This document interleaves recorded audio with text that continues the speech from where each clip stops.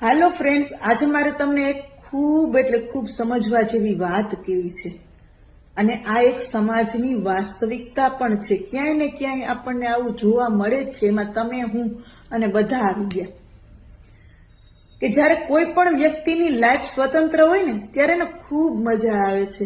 ગમે ત્યારે ગમે ત્યાં જાય, વેલા મોડા આવે, એને કોઈ કહેવા વાળું રોકટોક વાળું નથી. અને સમય જતા જેવા ગામડેથી એના વડીલો આવે છે ને અને એની રસોઈ કરીને જાવું, એને કહીને જાવું, મોડું થાય તો ફોન કરીને કહેવું, આવીએ તો ત્યાંના સમાચાર દેવા, એ બધું અત્યારે કોઈને ગમતું નથી. કંટાળો આવી જાય છે. કોઈ પૂછપરછ કરે છે ને ઘરના સભ્યો તો પણ કંટાળો આવે છે.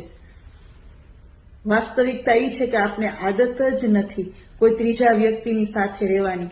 હા, આપણા સંતાન સિવાયનું કોઈ ત્રીજું વ્યક્તિ જો જાજો સમય આપણી પાસે રહે ને એટલે આપણને મનથી કંટાળો આવે કે હવે આ ક્યારે જશે. ગામડેથી આવેલા વડીલો જ્યારે થોડોક સમય માટે અહીંયા એના દીકરા અને વહુની સાથે રહેવા આવે ને ત્યારે મનથી એમ તો થઈ જ જાય કે હવે આને કેદી ગામડે જવું હશે. અને આ એક સમાજની હકીકત છે. દરેક ઘરમાં નથી પણ ઝાઝા ભાગે ઘરે આવું જ હોય છે. કારણ કે આપણને જવાબદારી ગમતી નથી. આપણને જવાબદારી નથી ગમતી, આપણે વડીલો નથી ગમતા, આપણને એને સાચવવા નથી ગમતા.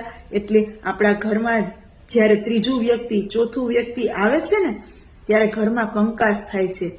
ઘરમાં પતિ પત્ની વચ્ચે ઝઘડા થાય છે. આપણા બાળકોની ઉપર આપણે રાડારાડી કરીએ છીએ. એ ખીજ શેની છે? ત્રીજા વ્યક્તિ આવ્યા ને એની.